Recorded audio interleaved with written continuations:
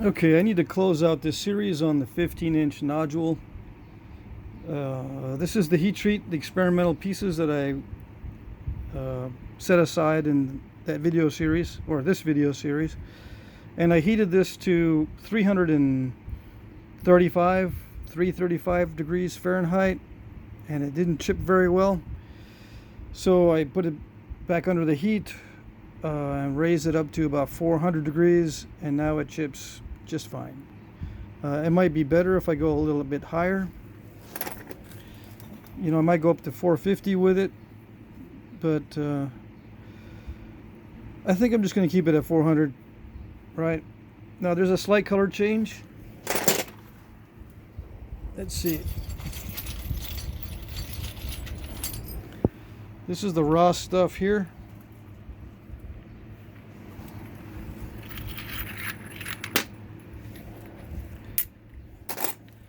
This is the heat treated.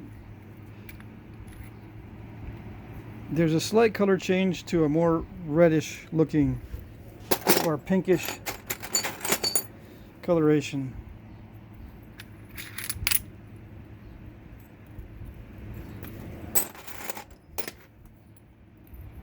But once I start chipping into it, it's very similar in color. Just the outside seems to be affected.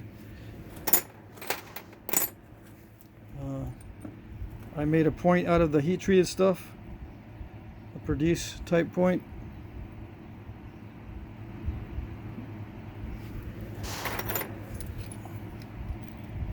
So you might be able to see that the color change is mainly on the outside skin of these flakes. Once you get past the outside skin of it, it's very similar to the raw stuff.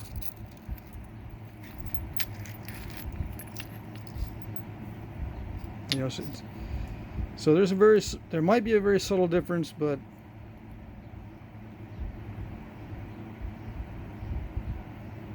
I think it looks the same pretty much once you get past the skin of it. Okay, so I'm going to heat the rest of those other flakes, the raw flakes, to 400 degrees and then throw them in my heat treat pile. But just to close out this series, I'm going to work this piece that has some defects in it. Working problem nodules is very popular, so I'll work this one. You know, what do you do with the nasty stuff? How do you work around it? How do you work with it? That kind of thing. So,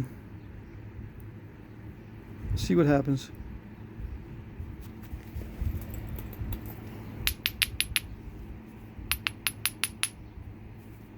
Yeah, we'll see what happens.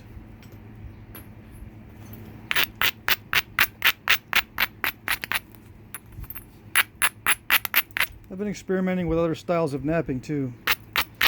In the time that I've been away, it's mostly family stuff that I've been doing. But I did knap a few points, and I did try some different techniques. I've been binging on Jason Newman videos lately. I made this particular biface using his technique. And it was similar to this piece of tabular chert. I'm going to work this in the next video once I wrap this particular series up. I think this is the 5th video in the 15-inch nodule series, and this will be the final one. But anyway, just to give you a little preview, this is raw tabular chert. Now it's snapped at a thin area that had some defects.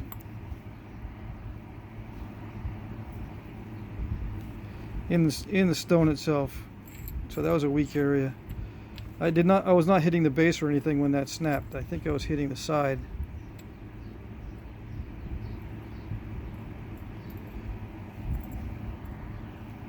But this was a very thin piece, just like this one, and the cortex was just a little bit too deep. I can still make 2 nice points out of it. Now this heat treats well, right? But I always get comments that I should be working this stuff raw, this Texas stuff for Central Texas points. Well, I worked it raw. It's not a big deal. It can be worked raw. It's just a pain in the butt. So in other words, they're saying you should just do what's a pain in the butt. How's that? And I say, no, I don't want to. I don't want to do the technique that's a pain in the butt. It's not necessary. But everyone wants to see that, right? Because everyone wants to see these also pain in the butt nodules that have, or flakes that have defects. So I guess that's the trend. Work the hard pieces. All right. Okay. So let's see what I'm going to use this aluminum.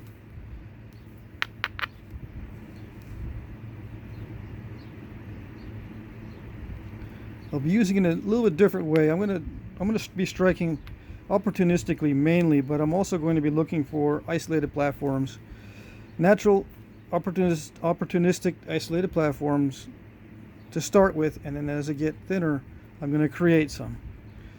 Okay, so that's what I'll be doing in this particular video. Just because I've been binging on other videos and watching other techniques. Okay. I'm going to be trying more techniques as the time allows. Okay. So using the flat surface.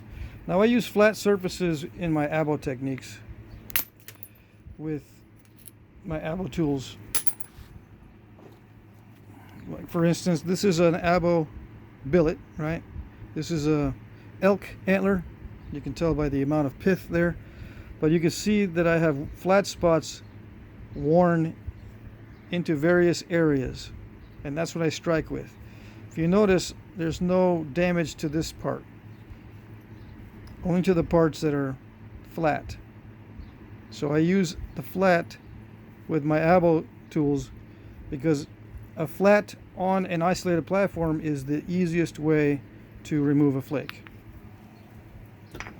And I think I'm going to get into that with a discussion video with words, so I can explain that a little bit better.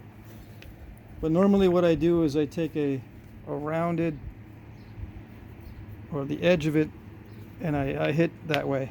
But this time I'm going to be hitting with the flat.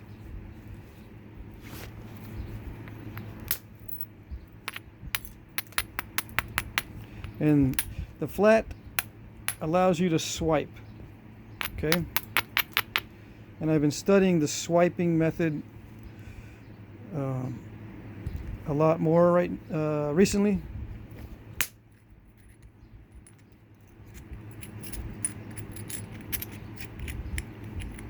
What the swiping method does, it creates a scratch on the flat, right? So it's not a permanent contact. It actually scratches its way down as the flake is being removed, which maintains contact with the platform, which allows long flakes, right? That's the secret. You have to maintain contact with the platform. The swiping maintains contact with the swipe motion, or with the scratch, right? Normally what I do is maintain contact simply by the follow through, and a very short travel. Instead of a long travel with the swipe, it's a short travel with the way I normally strike, and I think I'm going to call it like a gouging technique. All right, my normal technique is to gouge out an area, you know, to initiate the flake and then follow through to carry the flake, so it'll travel a longer distance. But the swipe is more of a passive percussion technique. The gouge is more of a aggressive percussion technique. And you can also use indirect percussion, right? Same thing, you can use a flat with indirect percussion, or a rounded, or a more restricted area with indirect percussion as well. The other type of percussion is with notching. You have a notch in your percussor with indirect. You set the notch on the edge and then strike. That's also an aggressive technique. It's not passive at all. And I'll call that the notching technique. So there's 3 different types of percussion: the swipe, the gouge, and the notch. And there's actually 6 types. There is the swipe, the gouge, and the notch with freehand or direct percussion, and there's also the swipe, gouge, and notch with indirect percussion. Okay. Now, how do you strike with a notch with a direct percussion strike? The notch is a lot bigger, or it's a scoop out. It's a scooped out area in your percussor. Some of these abo tools will develop a scooped out or U-shaped area, and you can strike with that scoop out. You can also do it with aluminum, but I haven't tried that particular technique. All right, so 11 minutes, I haven't even gotten into this. So that's an introduction to what I'll be doing in the next series of videos. The swiping technique is very easy on thin material,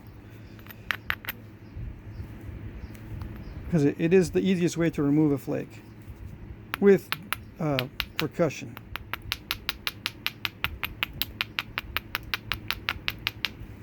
But there's other considerations.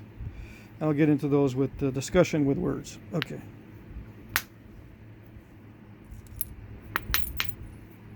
So it removes nice thin flakes with the swiping motion.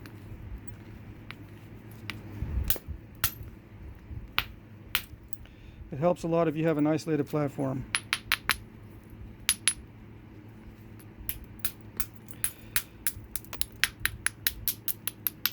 I switched to a more aggressive percussion technique when I want to remove a lot of material quickly. But if I want to remove a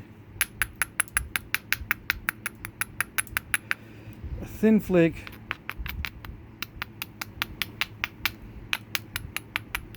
I isolated that the wrong way. I'm supposed to isolate this by striking down in this direction. Okay. And making sure that platform is dull.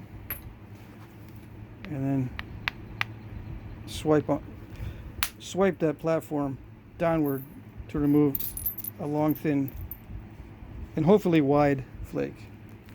Why do I say wide? Because it looks better that way, I think. And it can expand out into other areas that may have step fractures. I like bold flaking, so the wider the better for me as far as appearance, but it can also, like I said, help to eliminate step fractures or other imperfections on the surface.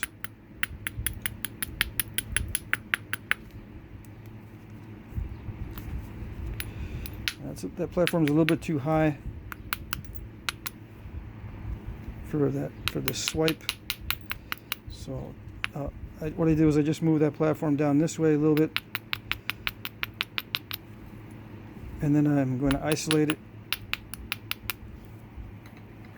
and then make sure it's dull by swiping in that direction with the abrader, and then striking it with a swipe.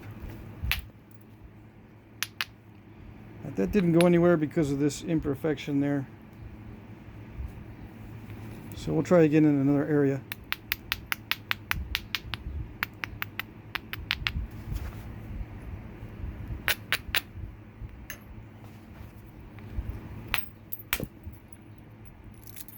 First time took off a short flake, second time didn't do very much, but it did shoot a nice thin flake.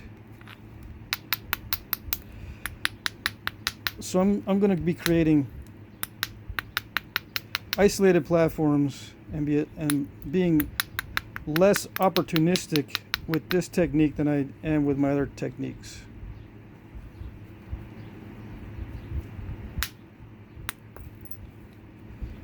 I'll be dropping these platforms down and isolating them, and then swiping the flakes off.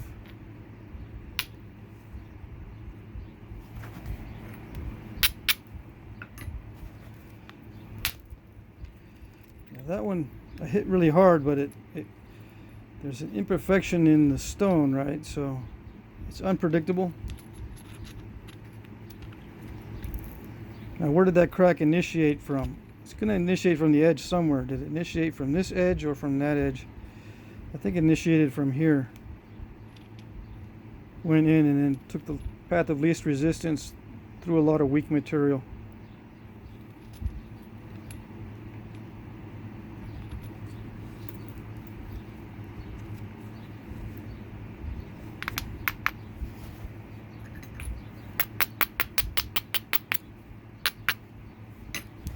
So I'm gonna see what happens there. Not too much.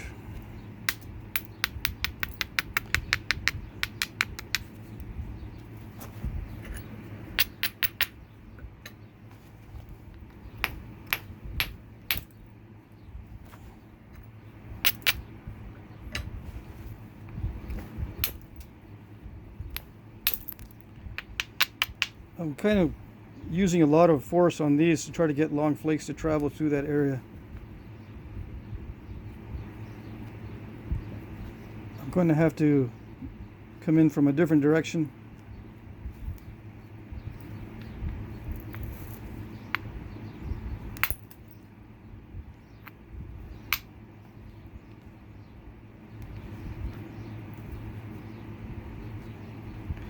I got a choice here. I could use this part. There's a triangle here, or I can use this part and get rid of this. So what do I want? Do I want long or do I want wide? We'll go for long. Long point.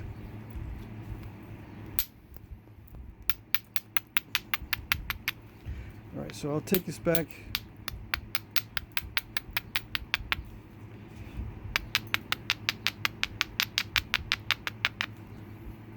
Drop the platform, isolate it.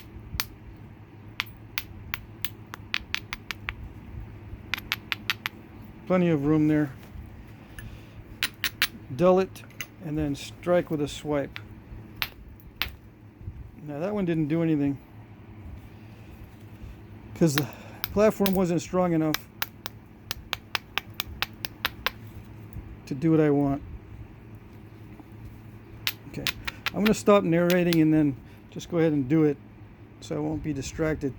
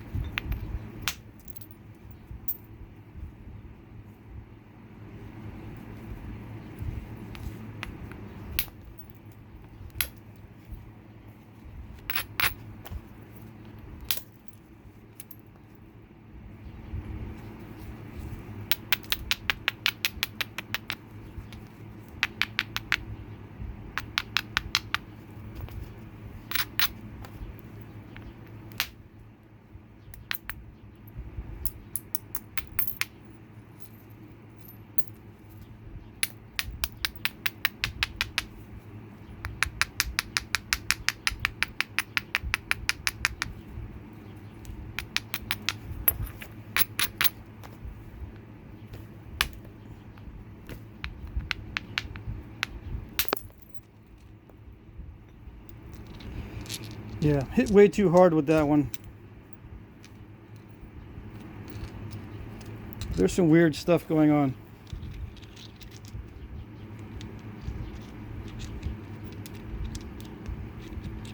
In the material itself. See, that's a very strange break.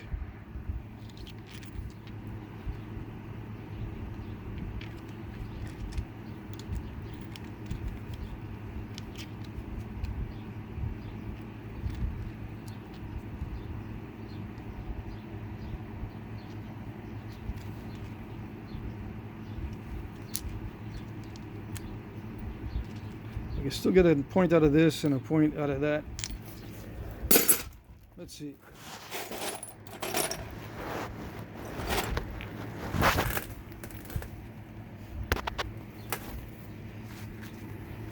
Now this is a little bit heavy for this particular piece, but I'm gonna try it anyway. I don't have smaller pieces of aluminum prepared for swiping right now.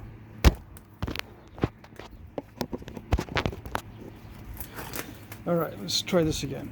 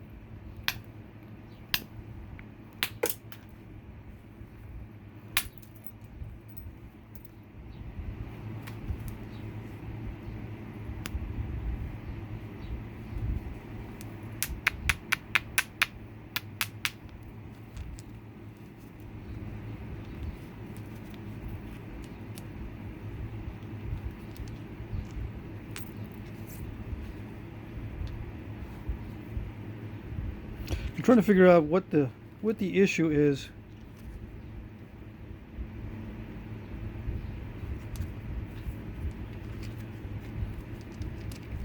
I think this is just too large of a tool. Let's try one more time.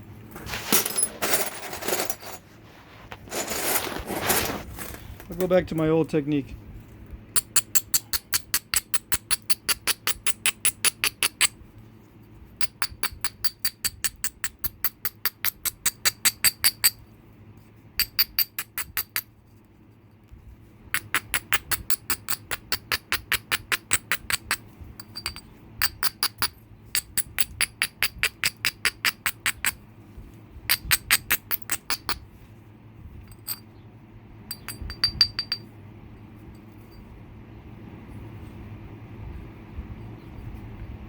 I've got to get something straight here.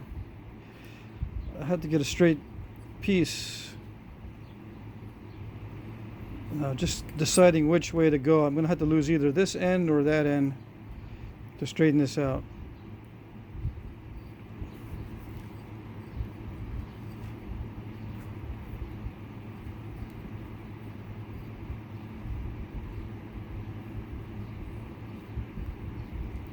Usually I tend to get rid of whatever side has the most cortex. So I'm going to do that.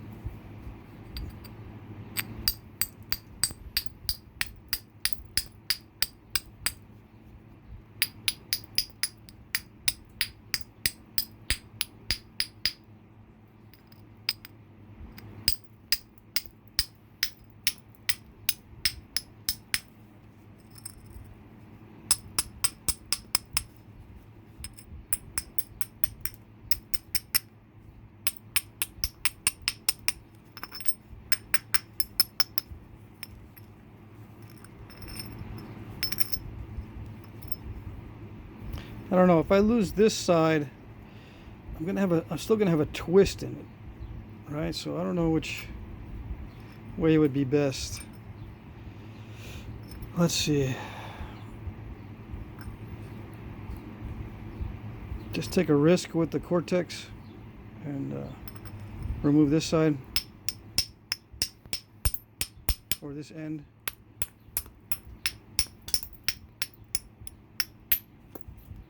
Yeah, that solved that problem. Okay, so at 400 degrees, this is going to be a little bit brittle, but it looks solid. So 400 degrees Fahrenheit is the heat treat temperature.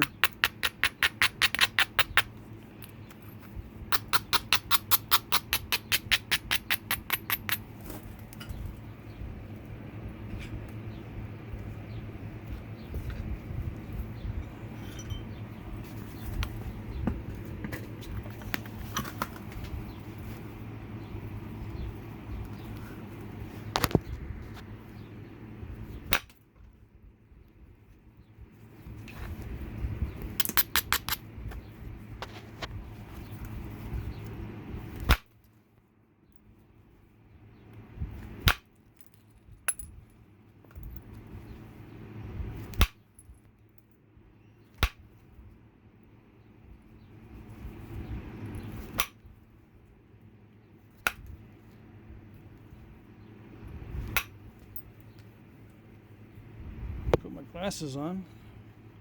There. Now I can tell if it's focused or not in the viewfinder. Oh, and I haven't thought about what I'm going to be napping. I just said I need to get in there and nap today. So I don't lose track of time and let a few weeks go by without doing anything on video.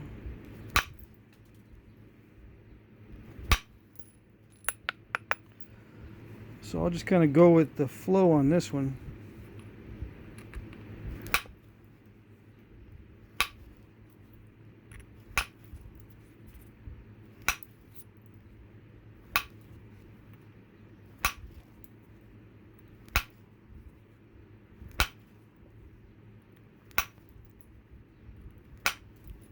This heat treat still digs into my tools. I can feel it dimpling the aluminum pretty badly.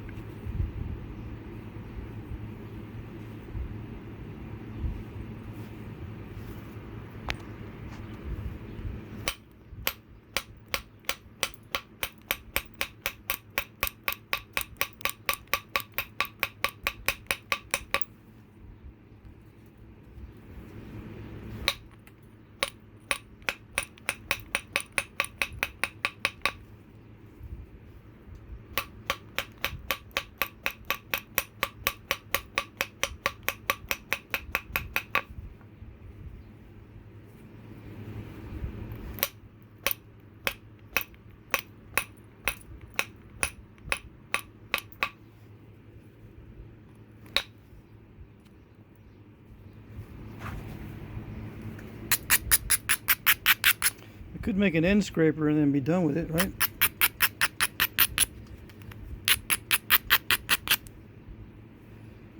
But I don't know, maybe a bell point or something.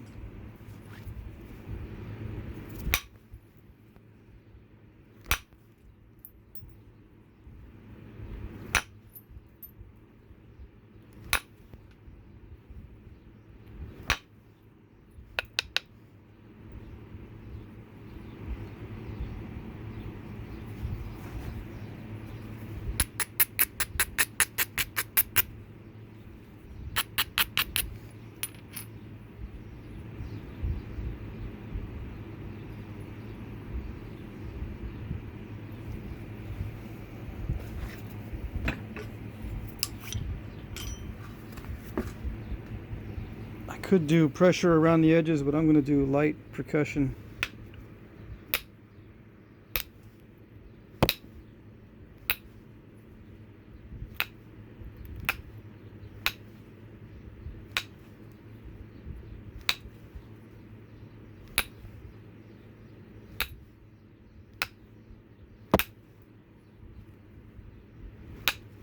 I've been pulling a lot of weeds lately in the yard. My wrist is kind of sore, so I'll save the pressure flaking to when I really need it.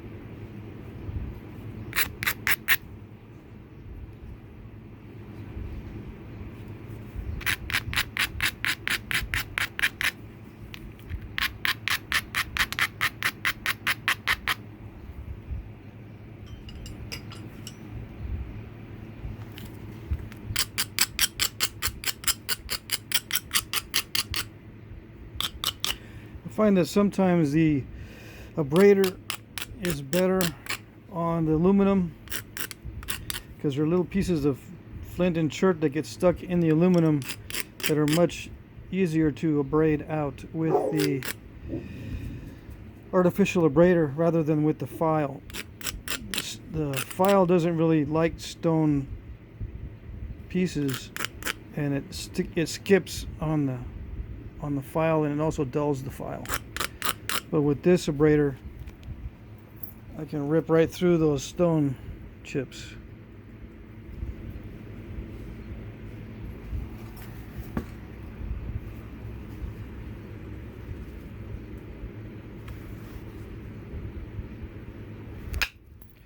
I want to ensure the base and stem is thin enough for the notch flakes on the bell point without too many of those step fracture issues.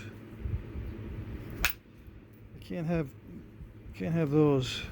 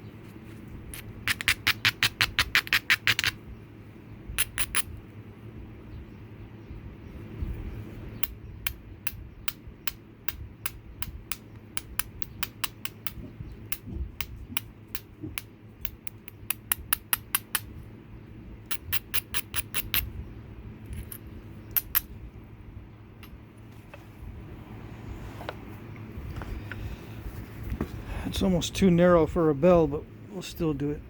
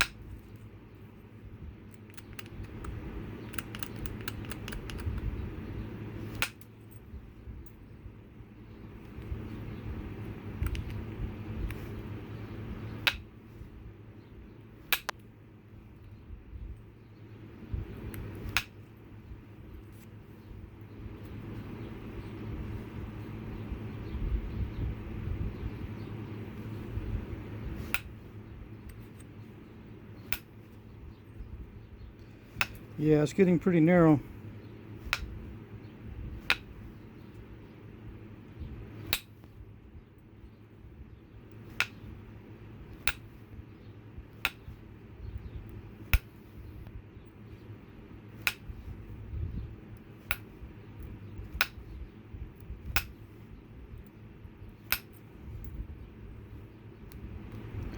And it's looking pretty delicate. I might not take up the next batch to 400. I might go to 375. Now, how do they regulate this stuff back in the day with no thermometers? Just by feel, just by being next to the fire and maybe putting some meat to cook or some pieces of wood on the side to see if they're starting to char or change color because of the heat. There's other ways to measure how hot it is without using a thermometer.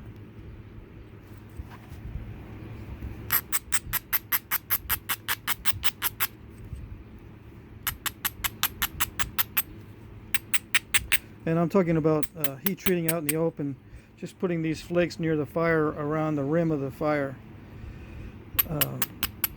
You know, dig a hole, not a hole, but dig a bowl out of the earth, put your fire in the middle, and these around the rim of the fire, just outside the coals, so the heat radiates outward and gets onto these flakes. And you can put a stack of sticks of wood in between each flake if you want, to see if the wood is beginning to char or whatever. Or you can even put meat on a stick or something right next to it, see if the meat is cooking. Like I said, there's other ways to tell how hot it's getting if you do it out in the open. Now, if you do this by heating in the ground, then it's just a matter of heating a batch, and some of it will nap good and some of it won't. There's really not much you can do to regulate the temperature if it's in the ground, if you're heating these in the ground. But if it's out in the open, you can regulate it easier. Now, does the wind affect the heat treating? Yes. You have to do this heat treating stuff when there's no wind. If you're heat treating out in the open with these around the fire, can't be any wind, or you do it indoors or underneath the protection of a shelter of some sort. Protection from wind. You don't want the stones to cool down too fast, and the breeze coming through will definitely cool the stone too fast. It may not snap the stone, but you don't want to take a chance. Of course, if it's in the ground, the wind doesn't affect it, but then again, you can't regulate the heat. You just gotta trust your fire building skills. There's absolutely no way to tell how hot it is under the ground. It's more of a hit or miss on that technique.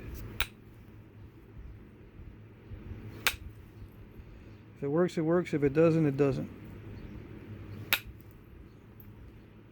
And I suppose that's why a lot of people don't think heat treating was done very much back in the day, because it was not easy to regulate the temperatures, because everyone's assuming that the rock was cooked in the ground. But I find it easier, much easier to cook in the open.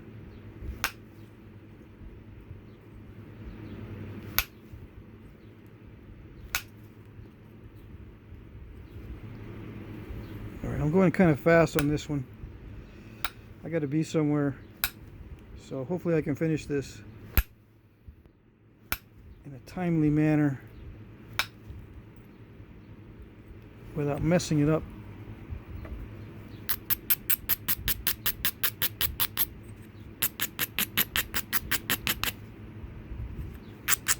I'm going to notch it last just because there's less chance of breaking that way. I don't know if it was done that way. I don't know if the notching was done last or first. Before the blade is what I mean. You know, notch first before the blade is done, or after the blade's done. The blade being the upper part.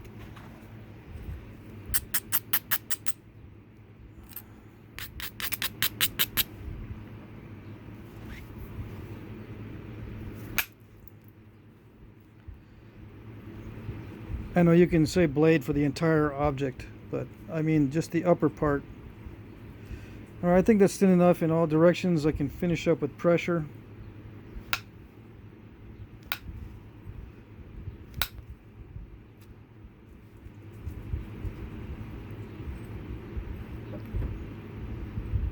Yeah. Alright.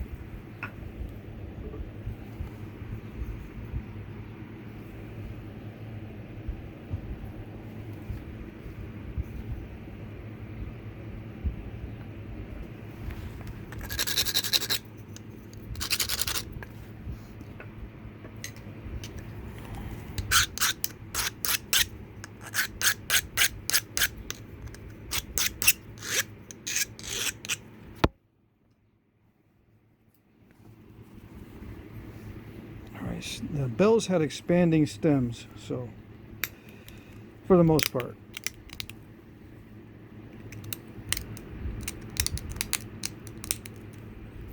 Hopefully that's not too narrow.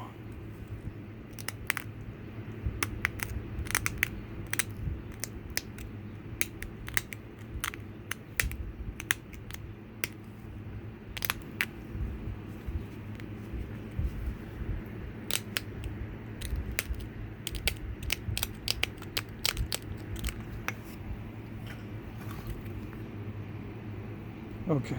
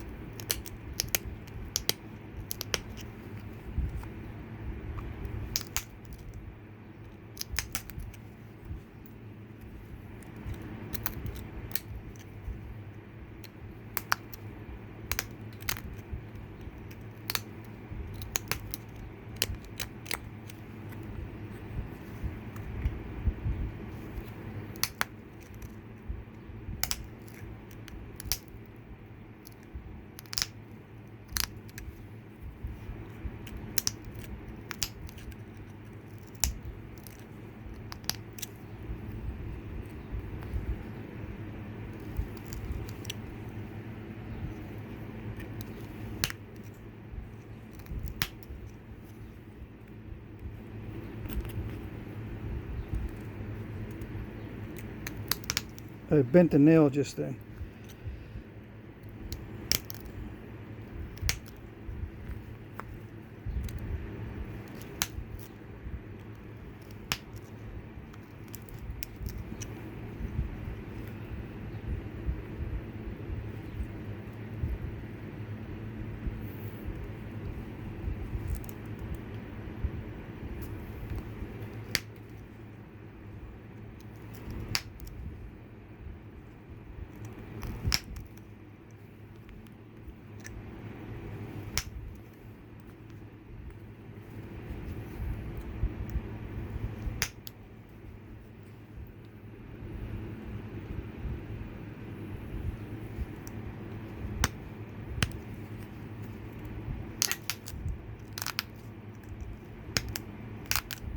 Getting a little distracted by keeping that entry narrow, but I might just widen it out so I can have an easier time of it.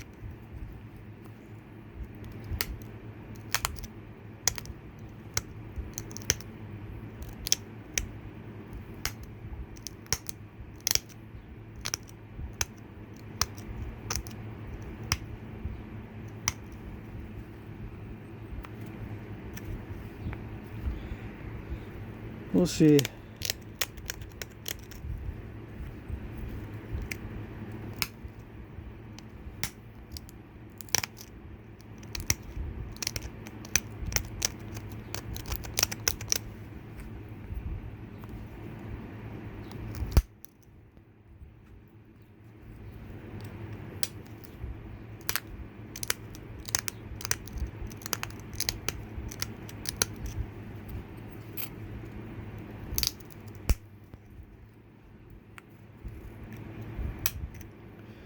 How do I do this with abo tools?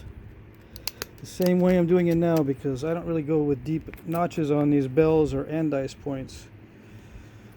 I suppose the really deep ones use punch work after a certain distance to further expand to further the notching, but I'm just going to go as far as I can with this particular flaker without doing any punching.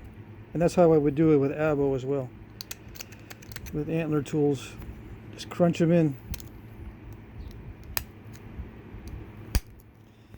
Expand them as I go. You know, you can expand the bottom of the notch out as you go.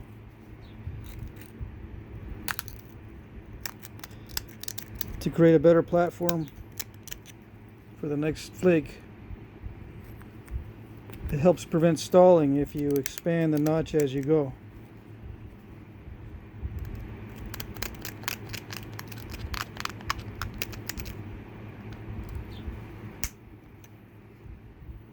But if you crunch them in like this, you got to be very careful about hitting the sides.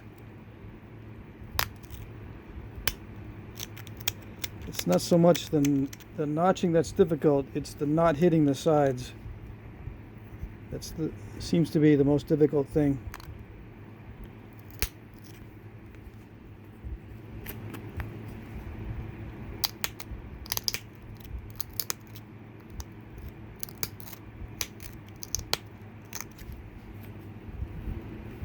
And of course, getting it to look right.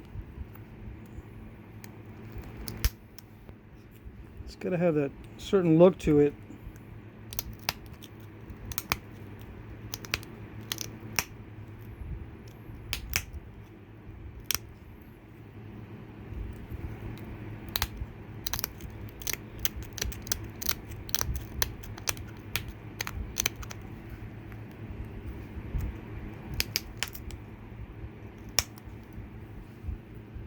It can't look stalled out at the end of the notch. Or at the foot of the notch, it should not look stalled out.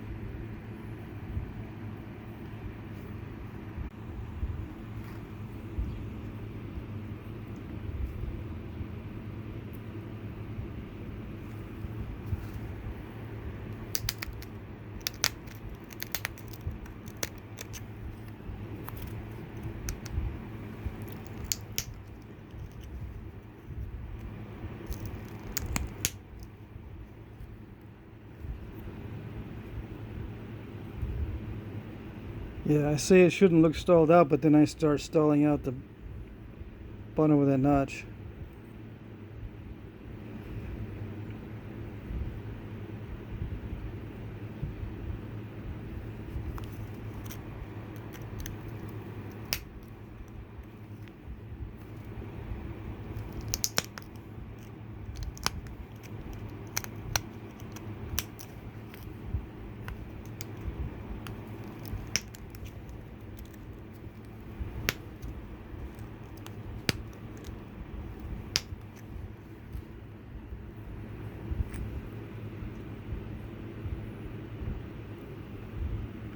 And why don't I use a punch? A punch will take off that ear right now, because I'm hitting a thick spot. So I'll just leave it.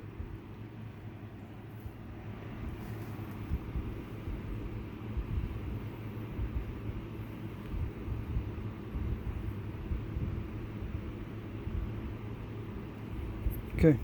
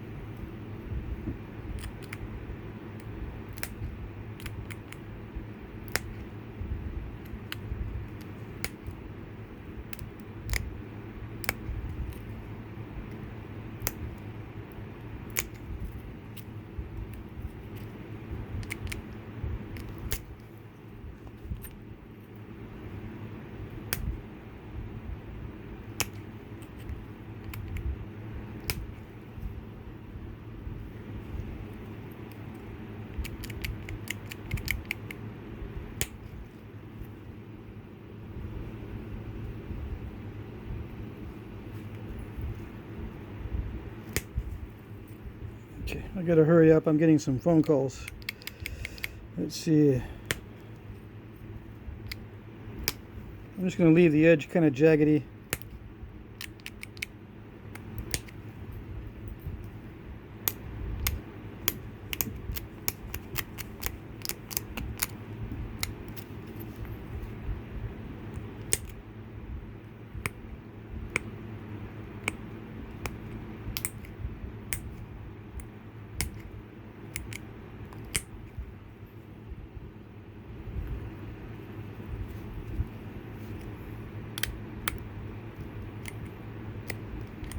I don't even know if jaggedy is a word. I should just say jagged.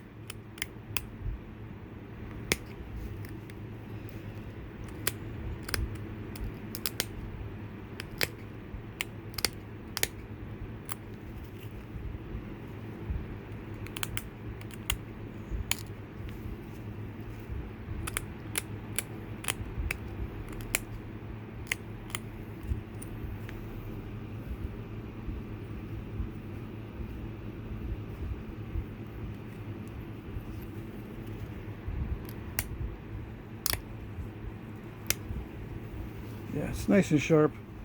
I have a little bit of a metal mark right there.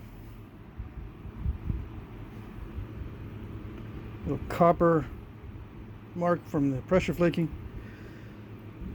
Oh well.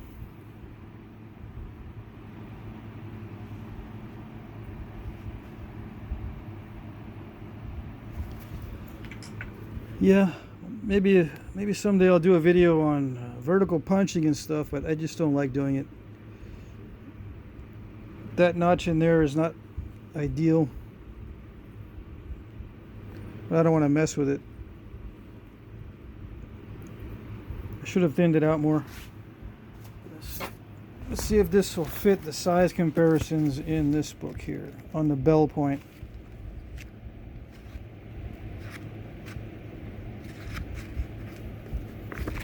It's this book here.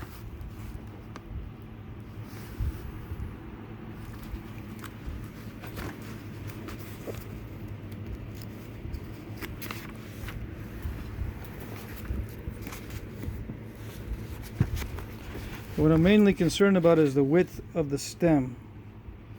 If I'm within the range of the width. The notch depth, I think I should be a little deeper, but it does match this one here pretty well. As far as notch width and depth.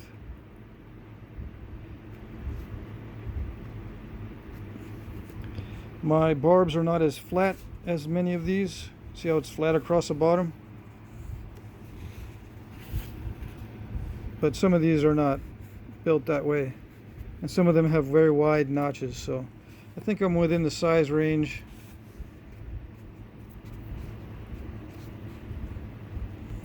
It could be a little wider, but this one isn't very wide up here. It's got deeper notches though. Alright, so I'd call that a bell, I suppose.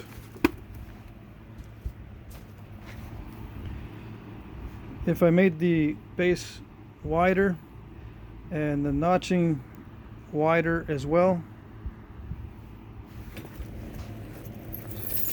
I could have made the notches deeper.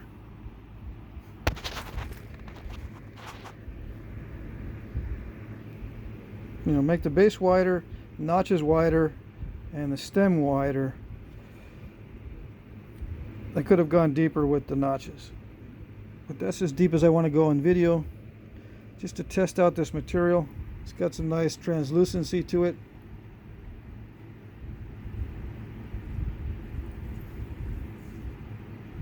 And I think I might not go as high as 400 on the next batch, maybe 375. Because it does feel a little bit too brittle on the heat treat. I'll go 375 or 380 Fahrenheit. Alrighty.